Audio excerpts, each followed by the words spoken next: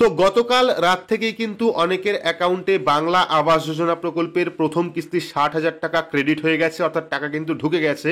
আবার অনেকের ব্যাংক অ্যাকাউন্টে বাংলা আবাস যোজনা প্রকল্পের 1 টাকা করে পাঠানো হচ্ছে। তো কেন 1 টাকা পাঠানো হলো, এবং যদি আপনি এখনো পর্যন্ত বাংলা আবাস যোজনা প্রকল্পের প্রথম কিস্তির টাকা না পেয়ে থাকেন, সেক্ষেত্রে আপনার কি করণীয় বিস্তারিত জানতে পারবেন আজকের এই ভিডিওতে। ভিডিওটি প্রত্যেকের জন্য গুরুত্বপূর্ণ, অবশ্যই শুরু থেকে শেষ পর্যন্ত দেখবেন। ভিডিওটি ভালো লাগলে লাইক করবেন, চ্যানেলটিকে সাবস্ক্রাইব করে পাশে রাখা বেল আইকনটি প্রেস করে নোটিফিকেশন অল করে রাখবেন, সবার সুবিধার্থে ভিডিওটি শেয়ার করবেন। তো চলুন শুরু করি। তো এখানে কতগুলি কমেন্ট আপনারা দেখতে পাচ্ছেন, শুধুমাত্র কমেন্টই নয়, আমাদের এলাকাতেও কিন্তু কালকে রাত্রেই অর্থাৎ গতকালকে রাত্রেই কিন্তু অনেকের অ্যাকাউন্টে প্রথম কিস্তি 60,000 টাকা ঢুকে গেছে, অর্থাৎ ব্যাংক অ্যাকাউন্টে টাকা চলে এসেছে।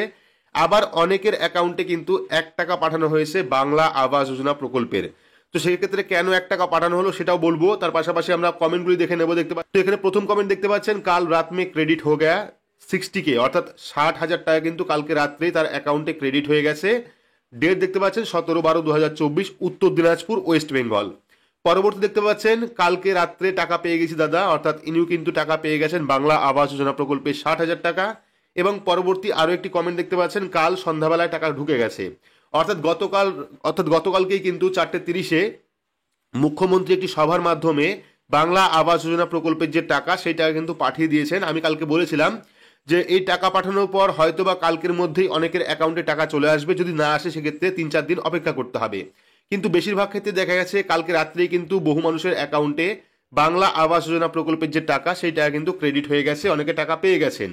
কিন্তু অনেক ক্ষেত্রে দেখা গেছে অনেকের অ্যাকাউন্টে কিন্তু 60,000 টাকার পরিবর্তে 1 টাকা এসছে। তো কেন 1 টাকা পাঠানো হয়েছে, তো আপনার অ্যাকাউন্ট চেক করার জন্যই কিন্তু 1 টাকা প্রথমে পাঠানো হয়েছে, এবং সেটা পাঠিয়ে চেক করা হয়েছে যেটা আপনার অ্যাকাউন্টটা সচল আছে কিনা, ঠিক আছে। তো অনেকের অ্যাকাউন্টে নানা রকম সমস্যা থাকতে পারে, সেক্ষেত্রে কিন্তু প্রথমে যখন গভর্নমেন্ট থেকে বা কোনো প্রজেক্ট থেকে হিউজ পরিমাণ টাকা পাঠানো হয় বা বেশি অ্যামাউন্টের টাকা পাঠানো হয়, তখন কিন্তু অ্যাকাউন্ট চেক করার জন্য প্রথমে 1 টাকা পাঠিয়ে দেখা হয় যে সেই অ্যাকাউন্টটা ঠিক আছে কিনা, এবং 1 টাকা পাঠানোর পর পরবর্তীতে কিন্তু সমস্ত যে কিস্তির টাকাটা সেটা কিন্তু পাঠিয়ে দেওয়া হয়। তো আপনারা অবশ্যই কমেন্ট করবেন কারা কারা ইতিমধ্যে বাংলা আবাস যোজনা প্রকল্পে 60,000 টাকা পেয়েছেন, এবং কারা 1 টাকা পেয়েছেন অবশ্যই কমেন্ট বক্সে কমেন্ট করবেন।